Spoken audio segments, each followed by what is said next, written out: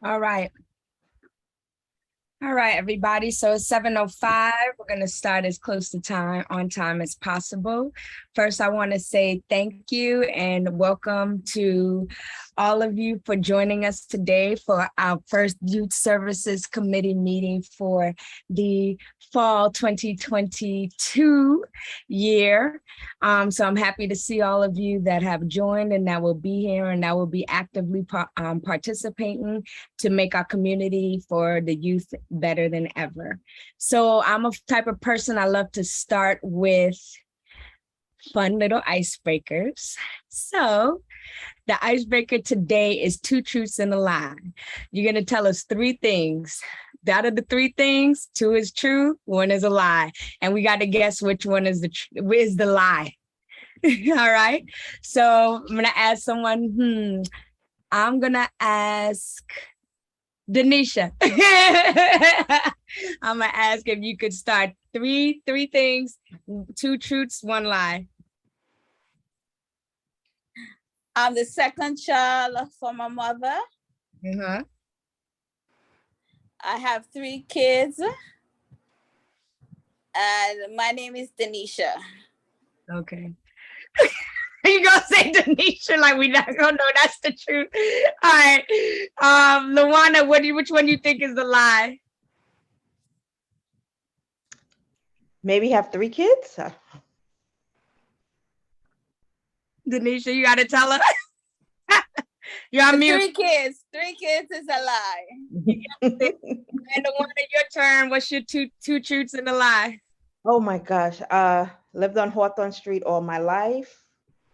I'm a cat lover, and oh gosh, I collect plants. Okay. Cynthia, which one you think is the lie? She's a cat lover. Is that the lie? Yeah. All right. Your turn. Me? Uh-huh. Okay, I'm 62 years old. I have 4 children, and let me see. I love dogs. Okay. Andrea, which one you think is like? Can you talk, Andrea, or no? I'm on a bus, but I can talk. I was going to say that 62 was a lie, but I saw your eyes look up when you said I love dogs, so I think that's the lie. You were right the first time. 62. Oh, 62 is a lie, because you came out with that one quick. A good liar. I was thinking, I'm like, let me hurry up. That's what made me think the dog was a lie, because you were thinking. Andrea, can you do 3 or you want to punch it over to someone else? No, I could do it. The bus is kind of empty. Let me see. I was a high school track star. I am one of 5 children, and I love working with kids. One was supposed to be a lie, right? Sorry. You said truth. Oh, truth. Truth. I'm sorry. All right, go ahead. It's been a long day. Everybody was scratching their head, right? It's like, which one is a lie? All of the truth. Okay. I believe all of them were true.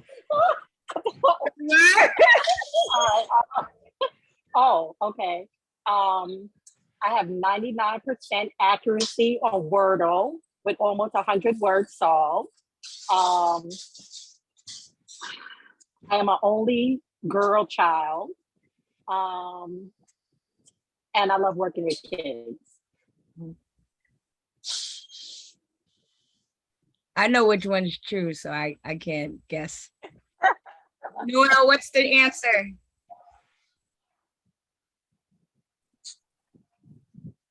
Noel, which one you think is a lie? Are you there? Linda, which one? I'm here. Right. Join us on screen if you can, please. But which one you think is a lie? I think it was not the kids. It was the not the followers, but what was the stats that she gave? Oh, the Can you Wordle, say- my Wordle stats? The Wordle, You yeah. challenging I my think that's Wordle the lie. stats? No, that was true. That was true, actually. I'm not the only girl child. That was a lie. I have a sister. Nice. Jordan, Noel, which one? What's your three? Who wants to go? Who's going next? You are Okay, here I go. I can do a headstand. I formulate skincare. And I'm the middle child of two girls. Julia. What do you think the answer is? It's two truths and a lie. Two is a truth, one is a lie.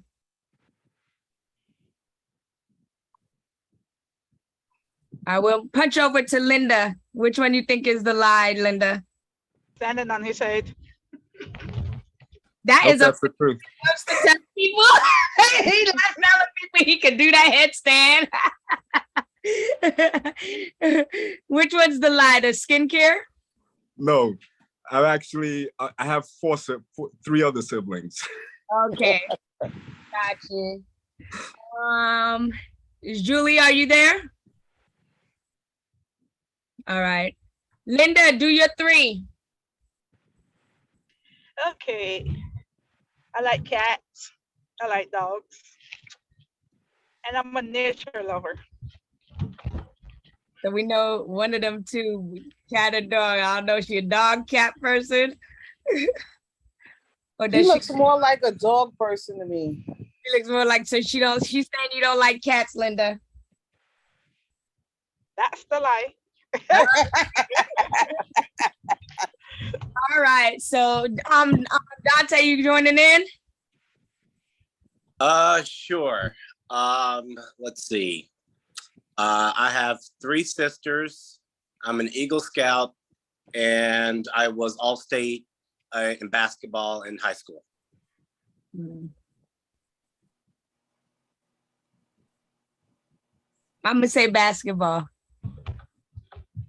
Is a I lie. say Eagle Scout. I say Eagle Scout is the lie. Which I one? said I said the sisters. We all guess which one's right. The lie was the sisters. I have two brothers. Okay.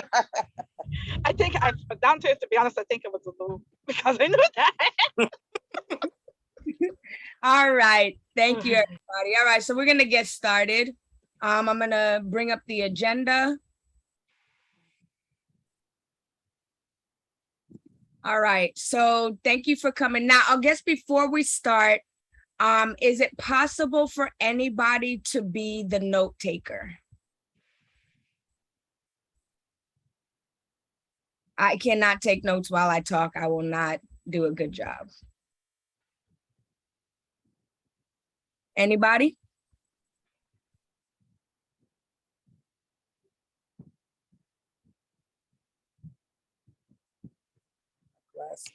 Any volunteers, please?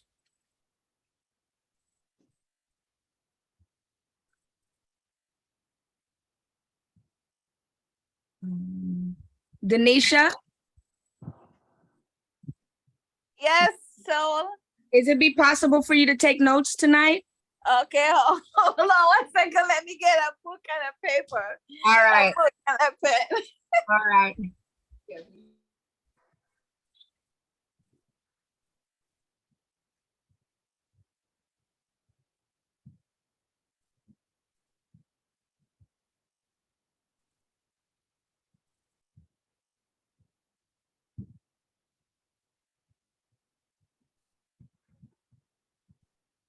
Ready when you are. All right. Just 1 second for one thing.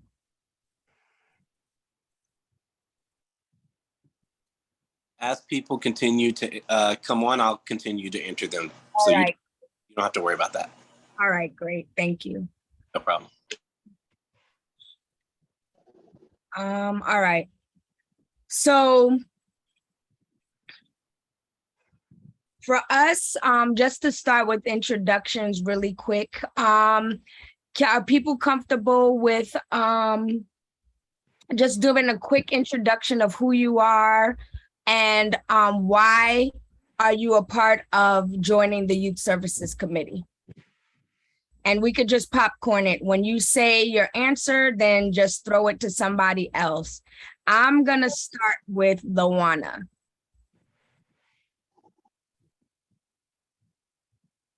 My name is Lawana Brown. I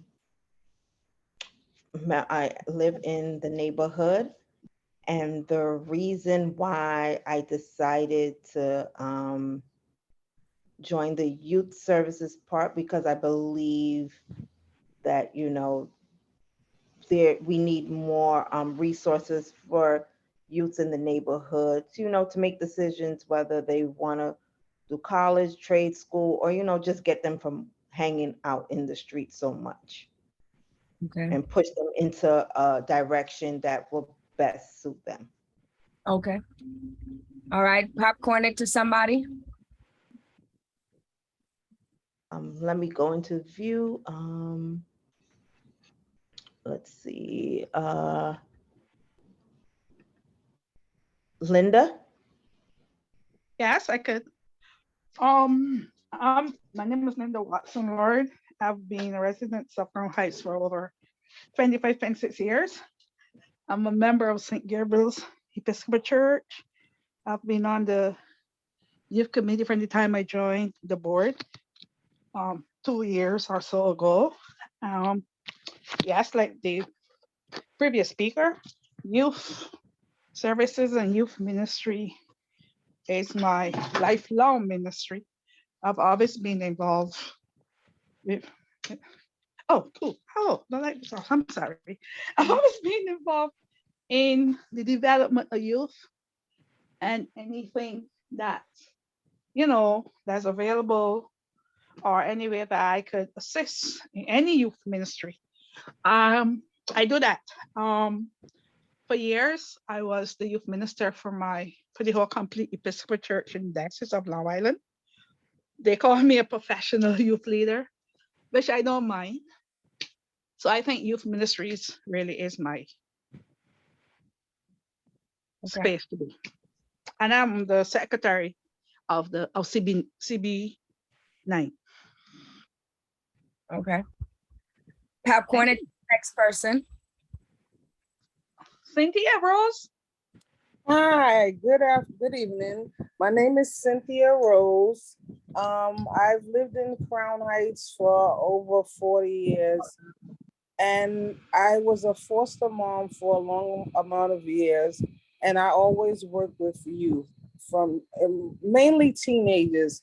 And the age limit that you pick for the youth services, 16 to 24, is the most critical age right now for these children being on the streets. And around here, they're on the streets from like early in the morning, winter, spring, summer, fall. And if I could assist with helping them get into something else more positive, I will do as much as I can. Okay. I'm gonna popcorn it over to, let's see. Oh, that's Jill. Andrea. Hi, everyone. Thank you. So my name is Andrea Wright. Like everyone else, I've lived in the community for many years, raised here, not born in the community. For work, I'm in education. I've been doing this for the last 15 years, primarily early childhood education. But I think all education really works together collaboratively with youth services. And I'm just interested in giving back in any way that I can.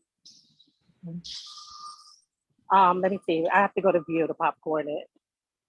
Oh, I can't see anything. All right, I'll do it for you. Noel. Okay, Hi, everyone. My name is Noel Gaskin. I am a community, well, I grew up in this neighborhood, in Crown Heights, Park Slope. I'm a master's student at Columbia School of Social Work, And I was particularly interested, and I'm an intern for Soul to Soul and Soul to Souls. Always forget to say the S. and so that's how I got introduced to the board. And But you also live in our neighborhood. yeah, so that's the first thing I said. But it's Okay. something that seemed like I was going to say that I forgot to say. Okay. Oh, I'm really interested in leadership, management, and entrepreneurship for social justice. So that's one of the things that had me be interested in being a part of the community board, to learn social work on the level of leadership. Okay. Thanks. You pushing it too, Noel? Oh, I'm gonna go to the other brother, Brooklyn Community Board 9. Dante, you on mute. Yeah, okay, good evening, everyone. My name is Dante Arnwine. I'm the district manager for Brooklyn Community Board 9. It's a pleasure to be on the call with you this evening. On the administrative side, I don't necessarily participate in the committees, but, I'm here to support you all. You all are extremely important and pivotal to what this committee can do moving forward. And I look forward with the team in the board office to support you all. I know that this committee, Youth Services specifically, has always been one of Community Board 9's best committees in terms of events with the community and their outreach. And so I know that with Sol as the chair, this committee will continue that standard forward. And so with that, I look forward to working with all of you this upcoming session. Who you want to throw it to? Let me throw to, did Julia go? Okay, no, I didn't go. All right. I'll go.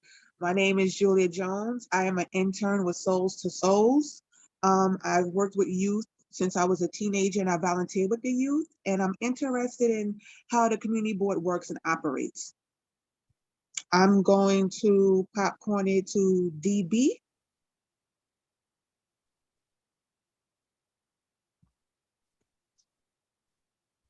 DB, are you there?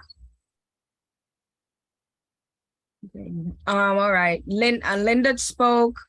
Did Denisha speak? You spoke, Denisha? No, so All right, go ahead. good afternoon. My name is Denisha Mirad. I'm a student of Medgar Evert, currently doing intern with Soul to Soul. I got invited through Soul to Soul, but I'm here to see what it's like and to see if I could render my assistance in any way possible to work with the youths. All right. Cynthia, did you go? Yes, I went already. Cynthia went, Lawana went, Andrea went, Noel went. I think that's it. We don't know. I didn't hear. I didn't know who that person is or whatever, but that's fine. All right, we're gonna move on to the next thing.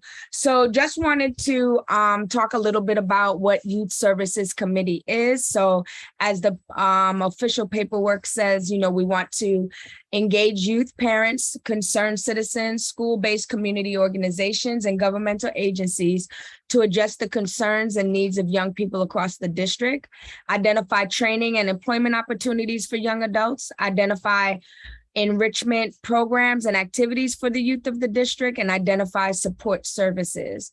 And there's various agencies and organizations that we can contact, which is around New York City Department of Youth and Community Development, or commonly known as DYCD, and other community-based organizations. So that's what we have on our paperwork. And I think these were just some suggestions around other things on that. So, we focus mostly on the 16 to 24-year-old population. I'm not sure remembering who said this, but we know that this is a crucial age and stage. I think all stages for youth development is all crucial, but it's also the stage where kids or young adults can either find themselves or lose themselves. So this is a critical point of, being on that precipice of becoming an adult. And, sometimes there's a lot of support needed, but they're probably the group that's least likely to ask for it. So I think that the work that we do is really important to really capture and help a lot of young adults who might fall through the cracks, not fall through the cracks. So one of the things that I did was I just thought about a few things, and in talking to different community members, came up with like a list of some ideas and possible things we could do this year. But this is nothing that is written in stone. These are suggestions. Number one is suggestions. Number two, if you can add to it and you have ideas, we really would love for everybody to add to, some of the ideas and the things that I have thrown out. So thinking about that age group, some suggestions that was brought up was around like job preparation workshops, because, a lot of this is the age group where they're looking for work. But what we may see and experience on our own is like their work ethic may not be on the level that'll help them keep a job if they get a job. So we thought about like maybe doing around resume preparation. What do resumes look like? Because some of them don't have jobs, but there is ways to create resumes around experiences and things that they have done, and then work ethic. So I wanted to know if anybody had any thoughts or feelings around doing something like that with the youth.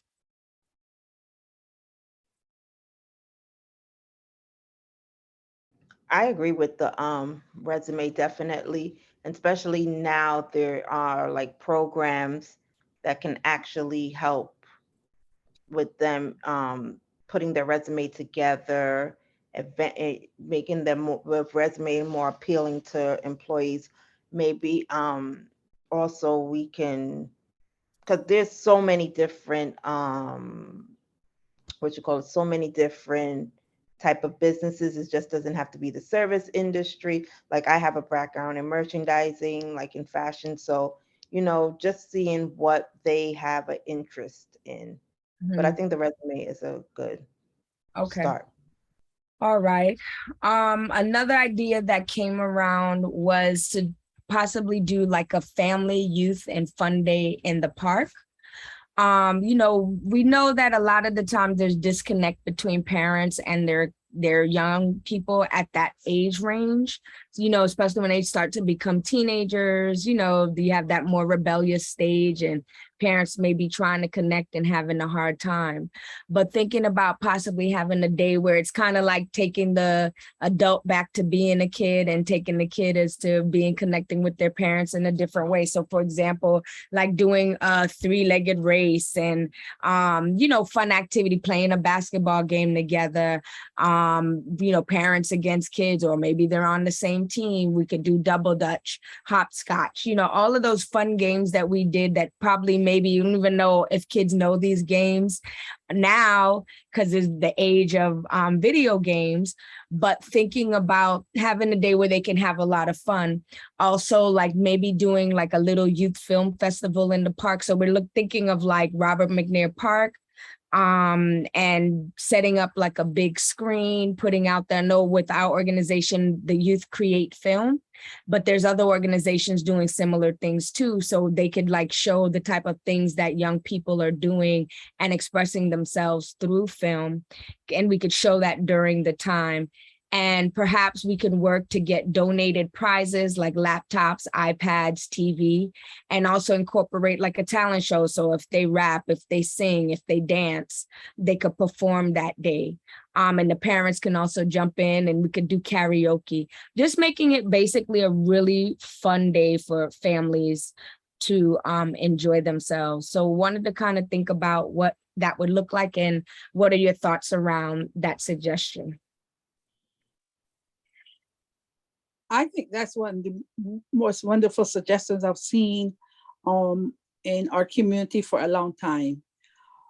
Because as we look at how the world is turning, we're seeing so many kids not connected with family. We might not know why, But if we start telling them or start showing them really how to do it for themselves and not talking down to them or being a psychiatrist or a therapist, but just a basic fun thing. I mean, like if you say kids see his mom run a race against his friend's mom or his mom won, you gotta see it happen to understand that, if you see that kid on the street, he might look a little bit rugged or a little bit, but when you see that smile on his face, you will see family really is needed. So I really for sure support that. Well, I support everything, but that is it. I think family is really important for our children in this day, regardless the age. All right. And then if we were to do it, I know I gave like the suggestion of like Robert McNair Park. The reason I think that's a good area also is because there's already 3 high schools right there. Not to mention another 2 high schools down the block. So we have like 5 schools, high schools just in this area right by this park. And the train station is really close. If we were to do something like this, when do you think would be a good time? Like, would it have to be then something we wait until the spring because it's in a park? Around what time of the year do you think it might be a good idea to do it? Late spring, early summer, maybe. I know if we haven't really talked about a date for youth, the fair that we had this year, but maybe sometime either before or a little bit after that. Okay, so but like in a warm time. So like maybe May? Yeah, because we had it in April, right? I think so. All right. Yeah, it could be the late May, early June. Okay. When the kids, like, say, if it could be like the first or the second Saturday when they're out of school. Okay. So it would be first on everybody's agenda, before they begin to go with a camp and stuff like that. Okay, sounds good. All right. Another thing is, everybody else. Can we go back to the resume writing? Yeah, sure. So how, like, what's the idea? Like, what would that actually look like? Would that look like meeting in classes? I mean, or after school? Right. Okay. I mean, I guess I was thinking that I'm actually thinking that we could do 2 things with that. If we were to do it in person, right? I was thinking it could possibly something that we wrap into the youth summit, because one of the things is there's an organization called Faith in New York that's having a huge youth summit December 10th. And so we're going to be joining and wrapping in with other organizations to do it. And I'm thinking if we wanted to, what we could do is say to them that we'd like to add this aspect of it to the youth summit itself, so that the kids can then choose that as one of their skill building programs. And then we can get a professional organization that this is what they focus on, like a career center or DYCD, or maybe I know there's a lot of career readiness program, like somebody at Medgar Evers who does those types of things. I mean, I think it's something that a lot of kids actually do need. Yeah. And there isn't a whole lot of investment in terms of actually developing that. And resume writing is something that for adults, it's like very confronting and can't be done in one setting. So I don't know if it can be designed sort of like as, like in a couple modules where we take like chunks, like maybe handle, like a statement first, or like the objective, or, structure and build it out. And it could be an opportunity to also incentivize it with like a dress for success.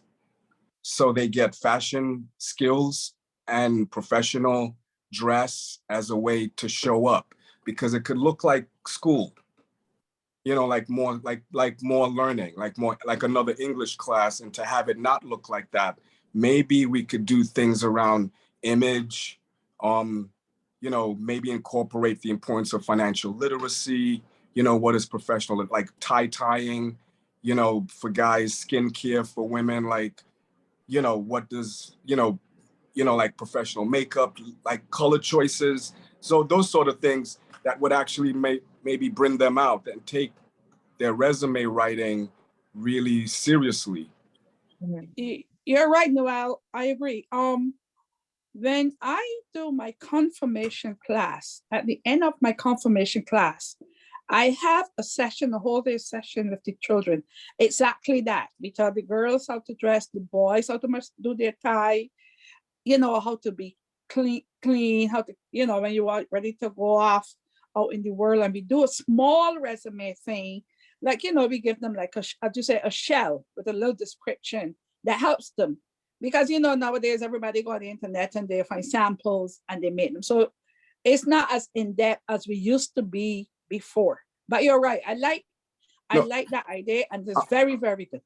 I'm in a fraternity. I'm in the fraternity, as far as I'm concerned. So and I have those resources. But I actually spoke to brother Kappa Alpha Psi, his son recently graduated from our alma mater. And this is what they do. They teach financial literacy. So father and son team, they teach financial literacy and they dress to impress. Right. And they come in with the tools and the look, and they're at the age that would be relatable for kids. And then the resume writing could look really like anyone, a standard English teacher or a English editor could actually like structure that. Right. Especially if they had to maybe provide deliverables, like this week, we're just going to work on your objective. We just want you to create an objective. And this week, we're just going to focus on your volunteer skills and everything that you did as far as volunteering. And what can you think about? And next week, we're going to start listing what work jobs that you actually did and brainstorming what you did that you actually got paid for that we could list as work experience. And then we just structure their and it could be pretty easy to do in terms of the building of the resume, but I don't think inviting them to come in to write a resume and giving them a format and doing it professional, like how an adult would go about that, would work with youth. All right, so now the only thing I'm gonna do is kind of add something to think about on that, because if you're gonna have it be something that's more than one time, the odds of them coming consistently, that might be a bit of a challenge. Got it. So I just kind of wanted to put it out there because, working with young people, unless there's something kind of Is there any way to incentivize that, like $5, a Metro card, something like that? Yeah, I mean, there's something we could try, but I think that the way that you brought it up, it sounds like it makes more sense to roll it into the youth summit, because then they can have in one pieces of it. I see what you're saying. Yeah, so maybe it can be sectioned off like throughout the day, exactly, like that, and be more, okay, great. Yeah, like a wraparound holistic, I can get that. Yeah, that just sounds like it makes more sense if we want it to be more holistic.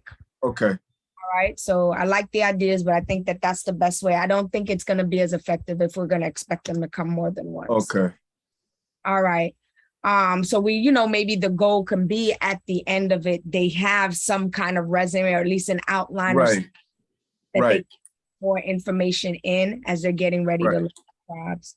Yeah, and just as a qualifier, I'm speaking as a novice. I don't know the population. I don't know the age. I don't know what you'll do. This is my first time. So I'm really just shooting at the hip here. I'm not attached to anything I say.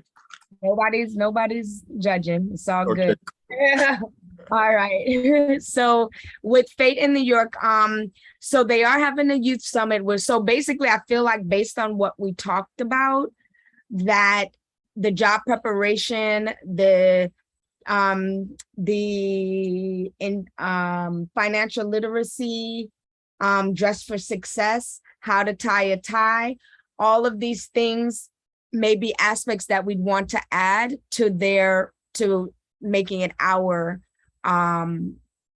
youth summit. Are there other areas that anybody can think of as to something we think is the CB9 that we'd want to add to the Youth Collective Summit? as any topics or any other thing? Because you guys gave some really good recommendations, but is there anything else that you feel really is necessary that we should add to it? I don't know. Again, I'm just throwing this out. I just had a recent situation where I had a conversation with a young person about their brand in social media. This one particular young brother who wants to pledge my fraternity, he cross dresses and he performs as Beyonce. No judgment, but now he wants to pledge a fraternity. And I had a conversation with him that, your brand hurts you. It's kind of like, I mean, we're all adults here. It's kind of like Kim Kardashian before Kanye, like she had to take some time scrubbing out Ray J, right, before she could build a brand. So I'm having conversations with young people around, and they get the idea of branding and how that impacts their presentation and what messages they put out into the world. But they don't get it when you tell them, you shouldn't just post that on your Facebook page, or you shouldn't share that on your Twitter page, just like as an event, and the effect that it could have on them. But they do get it when you put it in the context of branding. So maybe there could be something around creating a personal brand, or really developing or building your brand identity or brand creation, like a workshop around that. And not only have it be personal, but you could also, if you have a business idea, that a business you want to launch, what does it take to build your business brand? Or if you as an individual, you want to put yourself out there on social media, whether it be, whether you want to start, there are no more lookbooks. No one takes photography anymore and takes it to a modeling studio. Kids now go on social media and they post their images and they share. And that's basically how they get discovered, whether they're modeling or entertainment or singing or anything. So whether you have, at the last event, there were the young people who were performing, so what's their brand? What is your brand? Like, what's your message? Maybe there could be something we could design around brand identity, brand creation, brand development. Okay. Anybody else have any other suggestions? I don't know if I saw it on your agenda. I was trying to look back, but I would love to for kids to find out about non-traditional career paths. Mhm. There was recently something that came out about air traffic controller. Someone at the church that I visited once was doing something about customs brokers. There are not a lot of young Black or minority custom brokers. It's very hard to pass the exam. So he was kind of doing training courses to get people ready to pass the exam. So I think things like that in the stock market, there are a lot of non-traditional jobs out there that a lot of our youth should be breaking into. Okay, sounds good. All right, so I think that that's just some good idea. If there's any, so if you feel free that if you have any ideas or you want to drop, but Dante, what's the best way in which, like, if people come up with ideas or want to communicate, what's the best way for that to happen? Yeah, so I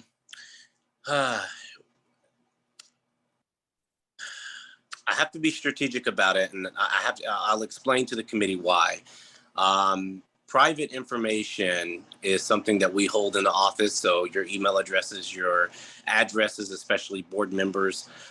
Private information, as I said, includes email addresses. And so we try to be very diligent not to give people's email addresses out without being authorized. So there is still an open discussion with the law department on, how we can go about having discussions to get things done. Obviously, committee meetings have a finite amount of time. And so, everything can't be done in a committee meeting. Let me circle back around to the law department. What we may have to do is just have everyone on the committee sign some type of authorization waiver that allows me to share their personal email address. And so then you all can just have a public listserv. and then you can just communicate back and forth that way. But, just want to make it very clear, all that information is foilable, so it's public information, but I can definitely circle back to the law department to see exactly what our options are for that. Okay, excellent. All right, so I think that those were some great ideas that we have, and definitely we'll take it to the larger group. And once I get more information, I can also share the Youth Summit information once I get everything. The other one is having a larger collaborating with CB9 itself, a job and internship fair. So with that, we know there's, a lot of kids out here who need jobs and stuff. When the summertime comes, they want to work. And it would be great to create something where we can have a bunch of organizations come, like SYEP, DYCD, bunch of different city organizations and other nonprofit and for-profit entities that may have jobs. So like, even if Target knows they're going to be hiring people, whatever the case may be, but having a job fair for them so that, but we need to definitely do it early. So when I say that, I believe SYEP applications come out, I think, end of April or May, something like that. So we need to make sure we have it before, so that then they could go, because there's a lot of organizations that do SYEP.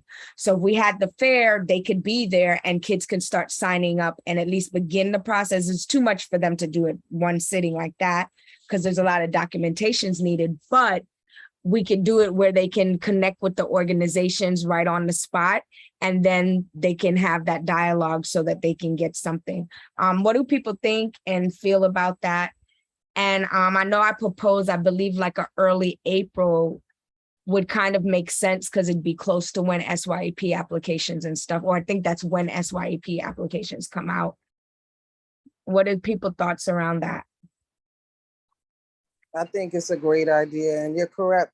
It's April. It's early April when they begin to start the application for summer youth. Right. And the problem that they have is a lot of parents complained about the documentation. They were sending out notices for people by like 2 or 3 days prior to say this is the deadline date, and a lot of parents couldn't get all the documentation in 2 to 3 days. So that would be another aspect, like maybe helping them get their documentation in early as well. Okay. Mm-hmm. All right. So maybe what we could do is make sure that whatever we do, they would have the list, because I know there's like a page that tells them what they need and all of that.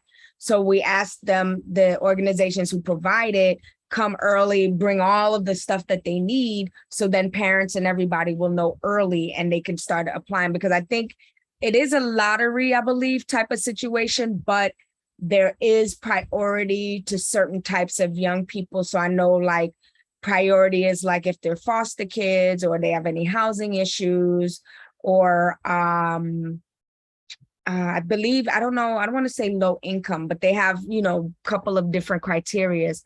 So there's things that they can do. And I know if they get themselves in early, it probably has to be better than trying to do things under the wire. So that's something that we could definitely do, and then collaborate with the larger CB9. I don't know, did anybody in this group attend the vendor fair that we had with CB9 last year at Robert McNair Park? Did anybody here go to it?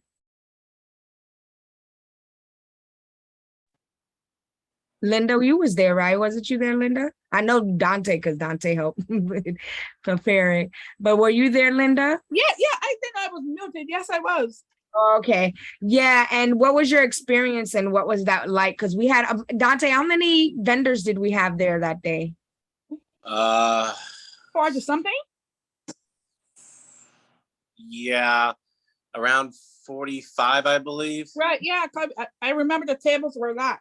Yeah, there were a lot of tables, a lot of participation. People really came out, and it was just a great and wonderful day. So I think that this is, I would like it to be on that level, which is something that, we're going to definitely have to prepare and put together.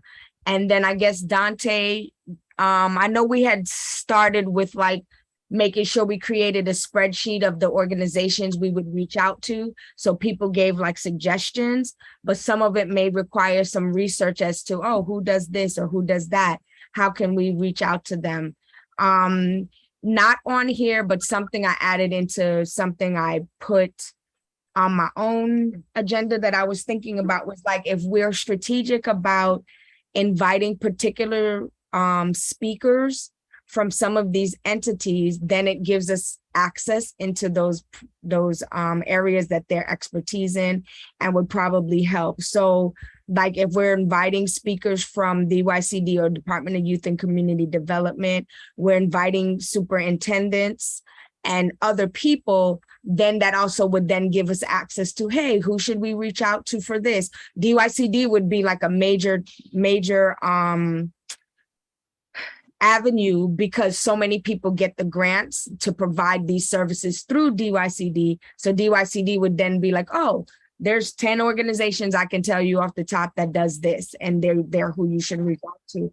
So I was gonna add to this saying, hey, let's bring in someone to talk to us about DYCD, what they do and how they help this age pop, because they go from I believe early childhood all the way up to 21, 24-year-olds in the programming that they do. So with that, that would probably add access. But if there are any thoughts or anything around what I just spoke about? I have a contact in DYCD. He's the PR person. I'll reach out to him and get him in touch with you.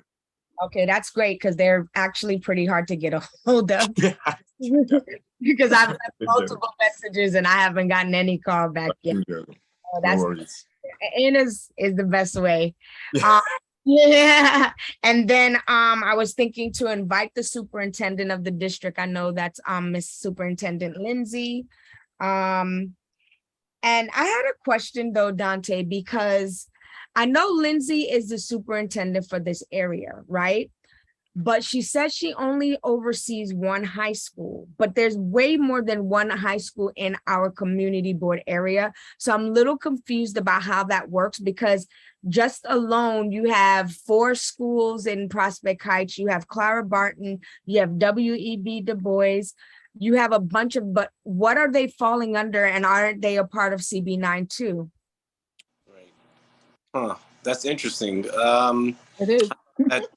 She's over all the high schools. So No, she's over one. And I don't even know which one she's saying she's under. So she's over. So that's why when I was asking about superintendents, I'm like, there has to be more to it because there's a lot of high schools in our district. all right. Yeah. Let me see if I can find that structure because that is absolutely news to myself. Yeah, let me see if I can find that structure and then I'll connect with you. Okay, sounds good. So I was saying, once we kind of get that answer, then maybe we can invite that person in to come and talk to us and we can figure out how we can make connections and what we can do to support that population.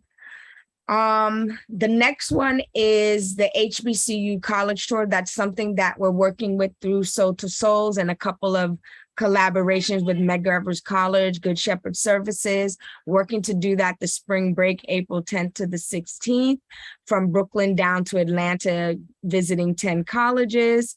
I wanted to see, I guess, like how, like if people like on our team would want to be a part of maybe being a part of the volunteers. Are there students they might want to suggest? You know, what are your thoughts and ideas around, you know, collaborating with the HBCU college tour? I personally agree with it. When I was in high school, my sophomore year in high school, I went on a tour, HBCU, down south for the Southern Colleges tour. And honestly, I enjoyed myself. I mean, I loved the Morehouse and Spelman, Clark Atlanta campus, loved it. I didn't end up going to HBCU, because I think like for the most part with me coming from up north, I found the South was kind of slow and a little stricter than living up here. But also I think that is a great idea. And also could look into the northern HBCU schools also can be an option, could be an option too. But I really think that's a great idea because I'm one that did that my sophomore year of high school year. And that was like in the 90s. And I really, really enjoyed it. It was very informative. It made you want to go. Especially that was the time when Different World was on. So, you know, you really wanted to go to Right. And All right. I would be willing to be involved in that because All right. Wonderful. Well, the schools that we're planning will include, so there really isn't any, what would you say, HBCUs that go up north.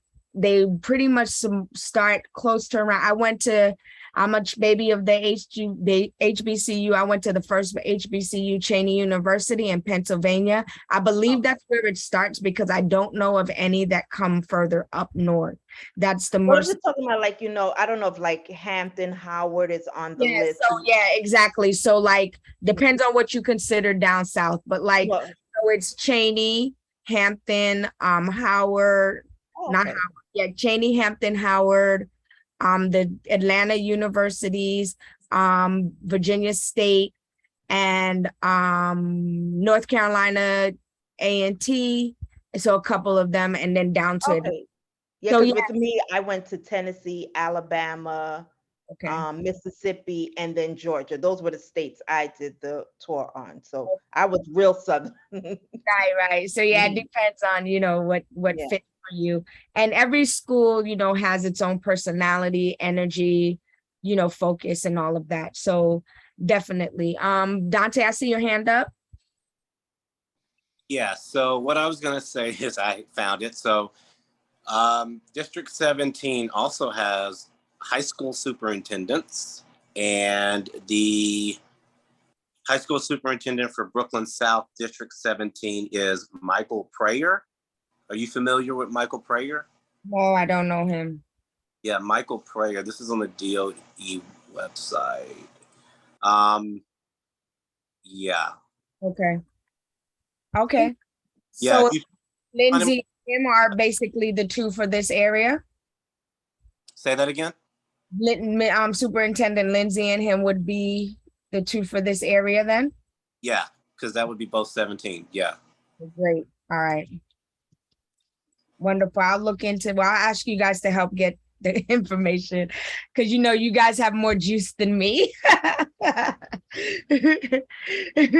right. Wonderful. So that's good to know because I definitely would like to get that and have a conversation with the things that they, as a high school and dealing with that population, think that we, you know, how can we be of support of them? How can they be of support of us? Because I believe every relationship is a two-way street.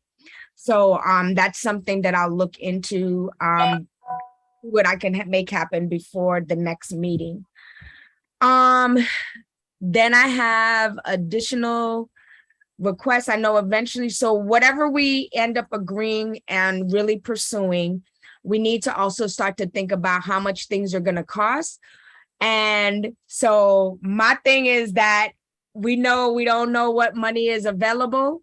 So we want to try to make sure we put things together as quick as possible, because once everybody starts asking for money, then I guess, you know, it gets a little bit harder for us to get things. So that's going to be like one of the next steps is to think about, okay, what we're doing, how much do we think we need?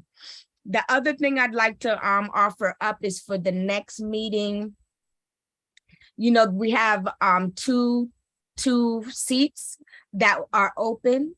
That would be vice chair and also secretary, if someone wants to be a consistent secretary, or we could rotate it each meeting, however you want to do that. But also a vice chair that could be of support. If I'm not here, you would support on helping to run the meetings and, you know, be of support around the activities and things that we're doing.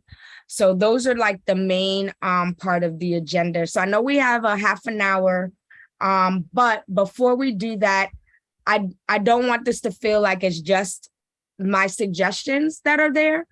I want to make sure that if anybody else has any other suggestions, any other things that's in your heart that you feel like we really need to focus on doing, what that is, and please feel free to share. So Mhm. there's, when we were talking about the youth summit, right? Yeah. Or even the job fair, I was thinking that maybe we could also include some session where our youth know our governmental structure, Mhm. right? You know, in our schools, we have the participatory budgeting.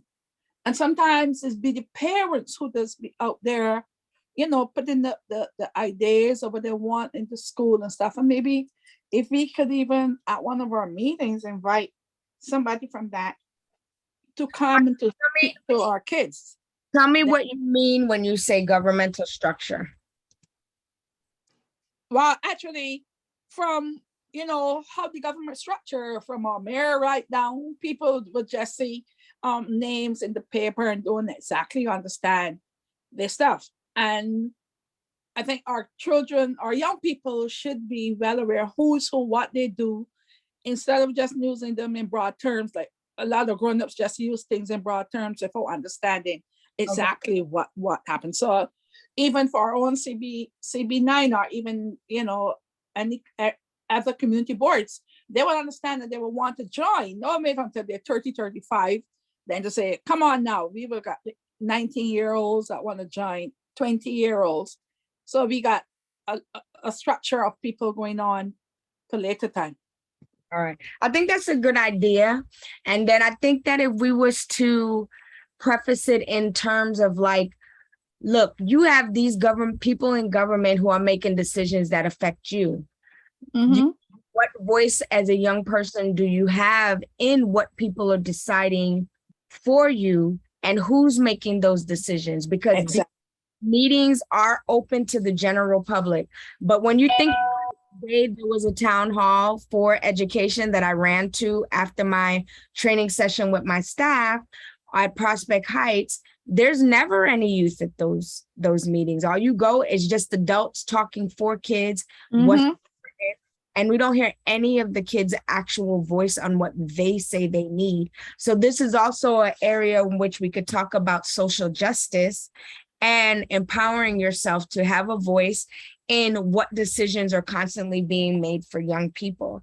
So I like that idea, and then maybe tying it in to, you know, self-empowerment and social justice, and the youth actually having a voice in what decisions are made for them.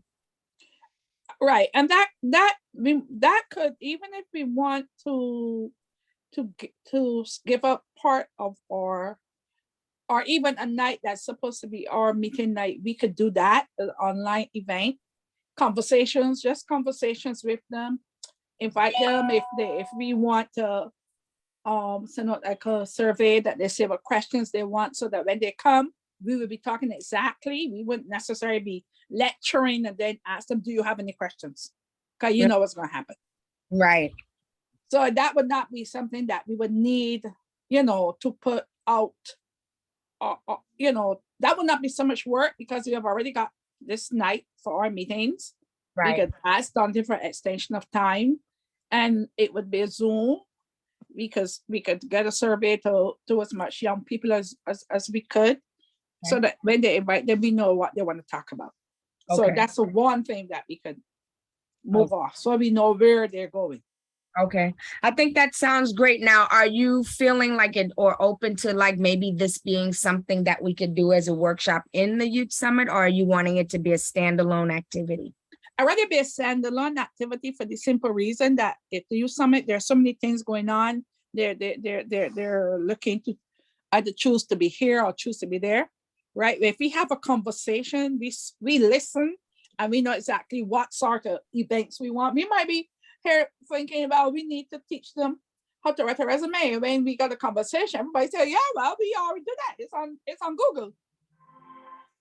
You know? Yeah. So let us see what they want, and then we could go. Okay. Sounds good. All right. So I guess that what I would like to do now is say, do we all agree? So, okay, Dante, this is where I need your help because I'm learning the language around this. I know that we have to say, what is it that you have to say in agreement of the things that we talked about? So you can help me out with that aspect of it because I'm still learning that piece. Oh, and I've seen, and before we do that, Andrea's hand is up. I was going to say, going back to the previous conversation about teaching the youth about government, I was going to say you can also tie that in with the voter registration, because that might go good together. Fantastic. I like that too. Okay. Sounds good. And then, I also work with the YABC, which is Young Adult Borough Center with overage undercredited students. Most of those students are 18 and over. So maybe there's a way to tie in to some of the kids that are there. I could talk to the assistant principal of the school, because my main thing is like, if we're going to be doing things and then we're saying we want youth to be involved, we have to do it in a way where youth are actually involved, because it makes no sense to do these things and we have more adults there or youth not showing up. So we could tie it into, if you have connections in particular high schools, things like that, let's try to tie everything together so that, there's very good, not so hard ways to make it where, it could be a night that something is going on and they can make, give us a certain amount of time to do it with a group of kids or something like that. I just think that, that's the whole point of everything that we're doing. So we could figure out a way, even if we ask a few of the YABCs within the area, some of the regular high schools, that would then, if they could create something where they get a credit or some kind of something for it, then that increases the chances of youth really being a part of what we're talking about. That brings me to a question that I had for a little while on this board. The youth services is between the ages of 16 to 24. A majority of times when we're thinking about youth services or planning stuff, we put a lot of emphasis on high schools, children, even, just now when we were talking about having it around the matinee park, we were more worried about how many high schools. But what about those kids? What about those young people between 20 and 24 who not in high school, might be in college, not in college? How do we attract those people? Because I think that when we look to attract high schools, we were looking just to have an event with a lot of people. But there might be other people out there who around in those ages which would need some of the same information that we might be giving. They might not have, finished high school, but will be happy to be involved. So I'm always wondering, what about the kid who's not in the organized or the formal settings that we always use to build our attendance? So the first thing that comes to mind is out to DOICD, because they have programming for that age group, and finding out what organization targets and work with those age groups. And then also I'm thinking internship programs. So how like there's internship programs where it's around like apprenticeship and it teaches them a particular skill. So it might be more of the 20 to 24-year-olds that are a part of those programming. There has to be people who are serving that group. So maybe they're not in college, but maybe they're a part of some program that gives them stipends or give them something so that they could learn a skill. So that I think is maybe the first place to start. That's where I think we should be able to then tap into who's working with that population.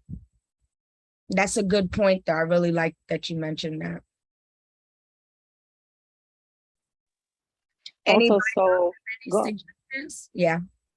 Well, going back to the college part, is like SAT prep or financial aid prep a part of that? I used to volunteer with New York Cares. They have people that will come out and give you a night where they'll sit with the families and go through financial aid, applying for financial aid, or doing the SAT prep. I used to do that at Prospect Heights. I do that with New York here too, Andrea. Yes, Linda. Yeah, so you know. Yeah. and in February, taxes just for our youth. Right. You can have tax services just for the youth, things like that. Okay, that's awesome. Okay. That's my favorite volunteer place. I do everything there. And then also, we should also be sure to like tap into the expertise of those of you here, because some of you are probably like, I know, for example, I know Andrea is an educator, and she may know a particular skill that we could do, as a part of a workshop or something, with the kids. Like, I just want to make sure, like, if each of you have particular expertise in any areas, then you can also lend to us the ability to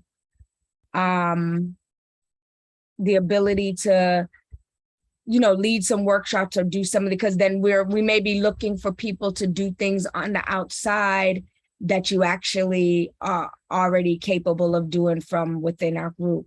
So if there's that going on, that would be great. Wanted to share, because we have a little bit of time, wanted to also share, these are the colleges that we're looking at.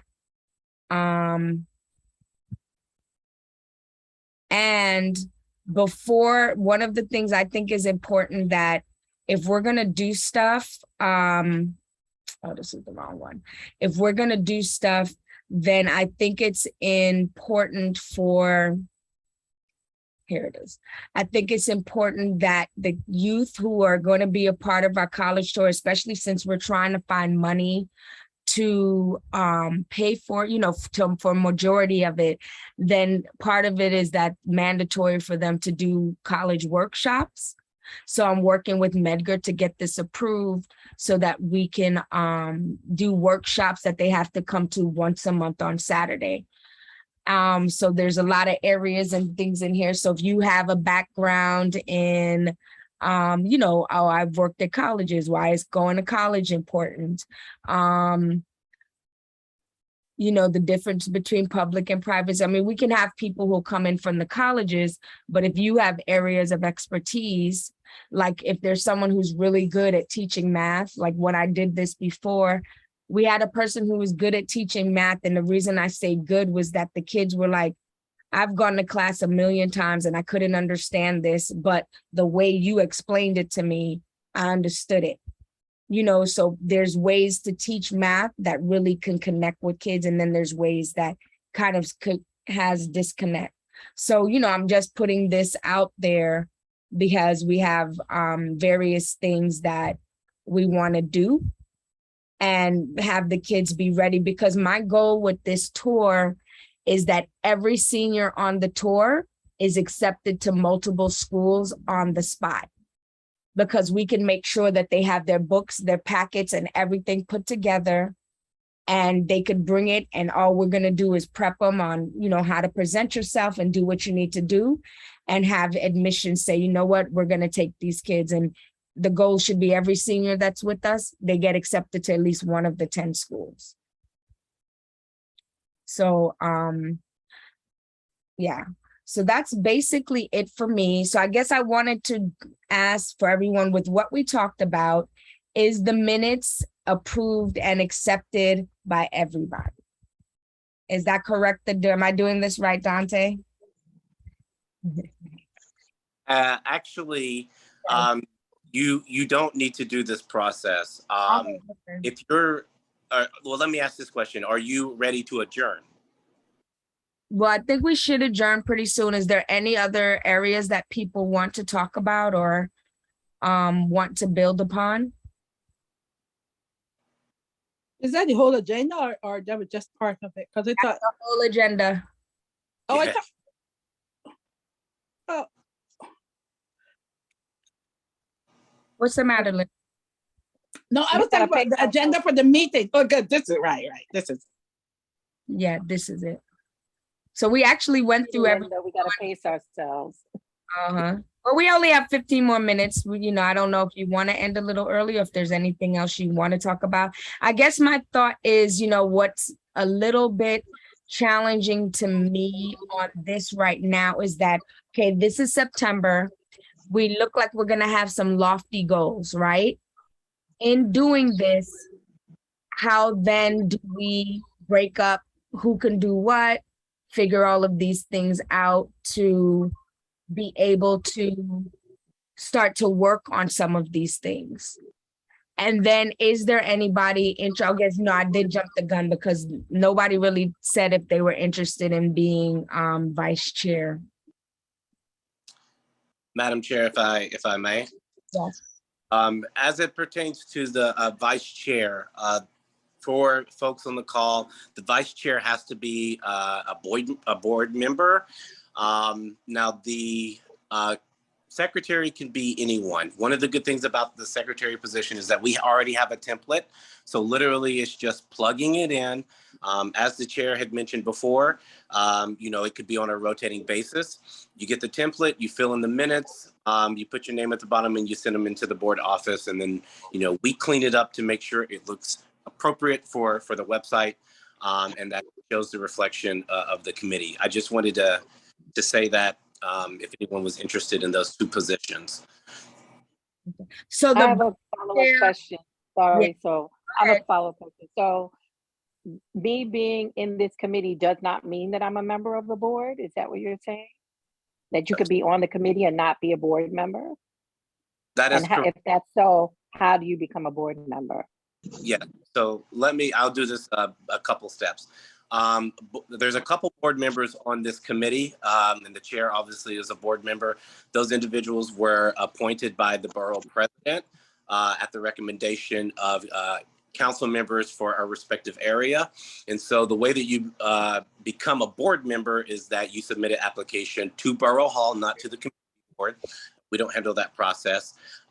They usually typically come out in, I think, February, March.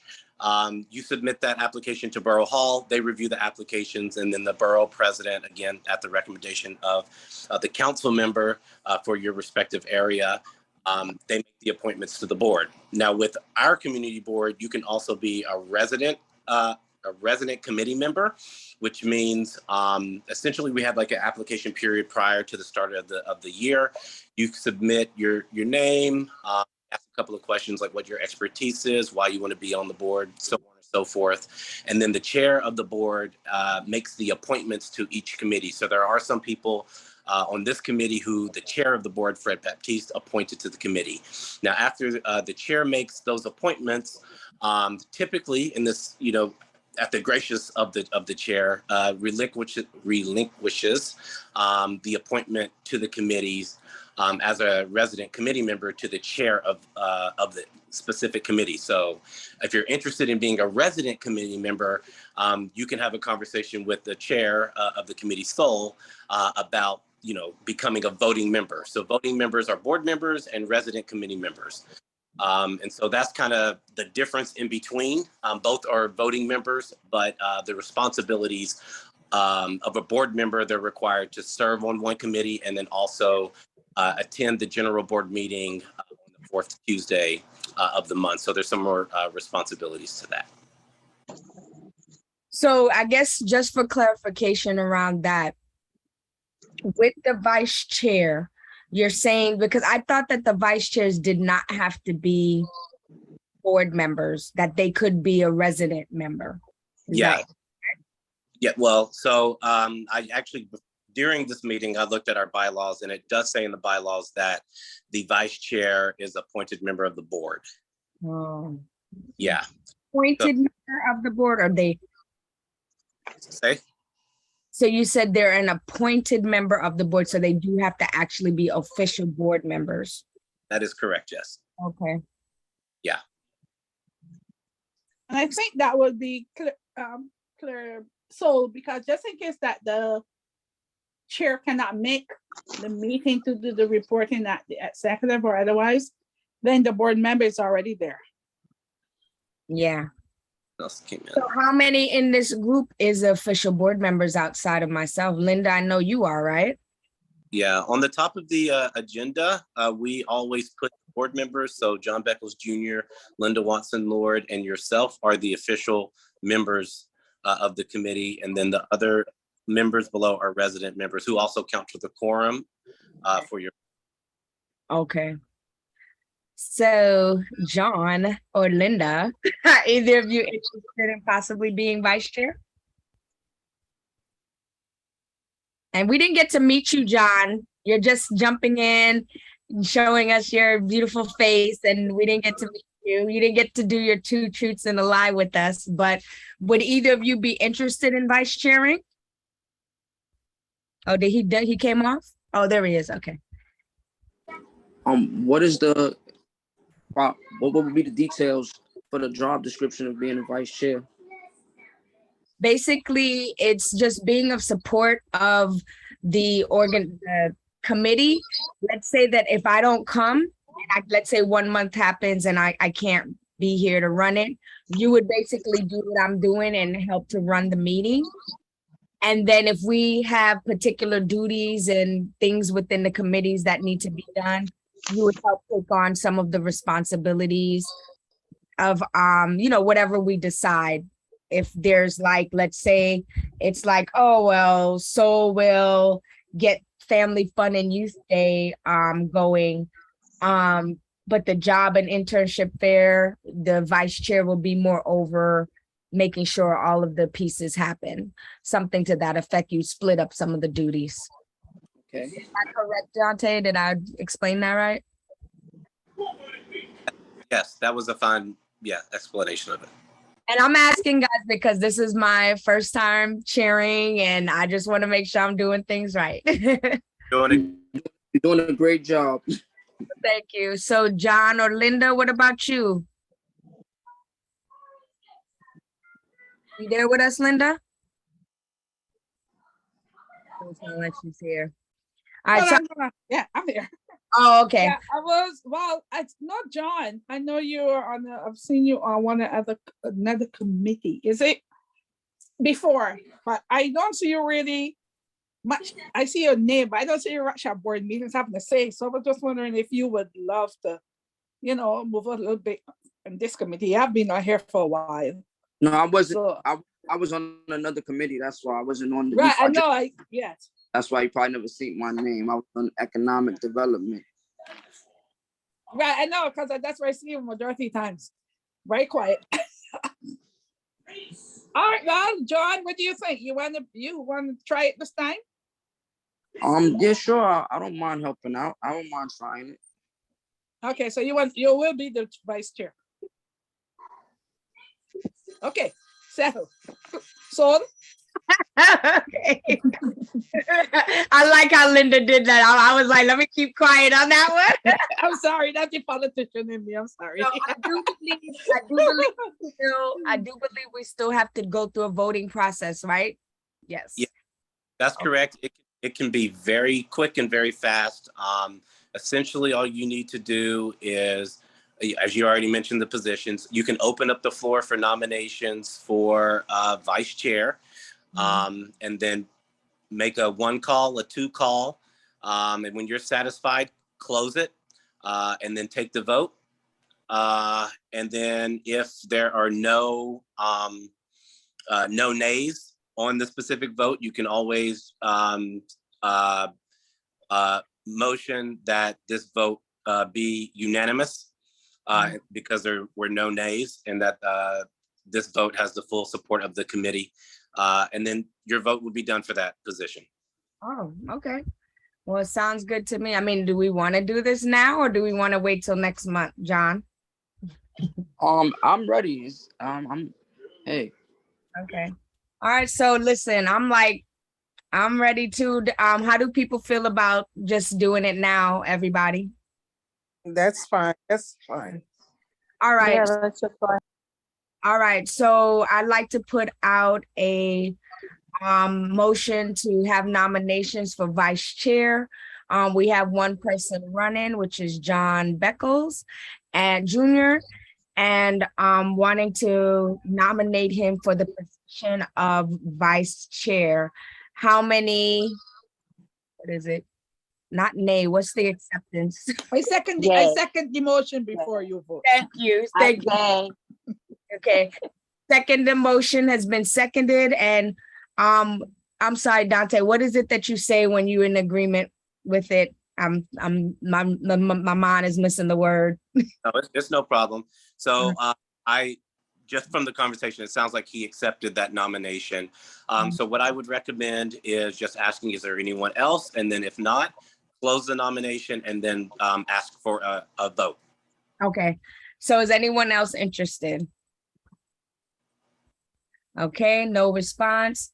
So I would like for people to put their hands up in voting for John Beckles to be the vice chair. Can I? I'm like, All right. All right. I'm not sure if everyone is able to put their hands up. Something that you could do is all in favor say aye. Aye. That's what I was trying to remember. Sorry. I was like, I'm new. Yeah, I couldn't remember the word. All right, all in favor say aye. Aye. Aye. All right. All right, and then I'll say nay. I think the ayes have it. Okay, ayes have it. So John Beckel Jr., you are the vice chair. Yay. You got to know what you're getting yourself into working with me, John. It's like, no, I'm joking. All right, so wonderful. That was like, that was super easy and that was great. So I would say thank you for that. So I guess from here, you know, we kind of made it clear what we're interested in doing. I will make roads into seeing for October, you know, some of the things that we need to start to work on a little bit. It's kind of tricky because it's not much I'm going to be able to do, I guess, in between until we solidify some things for October. And then also the process of like us being able to share emails and stuff, because we can't really communicate if we don't have any way to communicate. I know I have a few people's information on here. I mean, I would think that Dante, I could get John's information, right? John. I'm here. Just say it's fine for Sol to get the information, your email address, and I'll send it to her. Yes, it's fine. Thank you. Okay. Thank you. So now we're good because this is the record. Okay, wonderful. And is it okay to have an email and phone number, Dante? So you've already got mine, right? So I have to look, but I think so. okay. But you know where to find me anyhow. Yeah. Okay, wonderful. So we'll be ready to move on for next. And so I just want to make sure that the minutes have been accepted and that we're excited about doing this now. Just to say, I'm gonna put it out there, you know, everybody who knows me, I'm like straight up, no punches, no, you know, holding back, you know, like this, I feel like we have an ambitious year because these are like not little goals that we have, like we have big goals that we're working to reach for this year. And with that, you know, what I'm hoping is that folks will pitch in to actually help, that it doesn't then just become 2 or 3 people that's doing the work. That we're all doing something to be of support and contribute to making all of the things we do a success. You know, I'm very much the type of person that, you know, if we put our name in and say this is something we're going to do, then we're going to do what we got to do to really make it happen, not just do it. And then I'm not going to be able, you know, I'm running the organization, I'm doing different things. I'm going to give 110%, but I also expect 110 from everybody else too. So that's just me. And I'm like really open and honest about that because this is going to be some work and we're already kind of losing a month of work thus far, but I'll do some of the base work as much as I can before the next meeting. And then we'll start to pick it up from there. Does that sound good? Yes. All right. So see, We are ending on time, 8:29 p.m. So I'm asking that we adjourn at 8:29. Is that fine? Okay, everything's good. Thank you. It's wonderful being able to talk to all of you. Have a good night, everyone. You Good too. night. Thank Good you, night, everyone. everyone. Good night. Good night. Have a Good good night. night. Note taker, whoever the note taker was, Tanisha. give a call to the board office tomorrow. And then we can discuss the minutes so we can get those up for the public. All right. Have a good night. Be well, everyone. Good Bye-bye. night. You Night, too. everyone. Bye.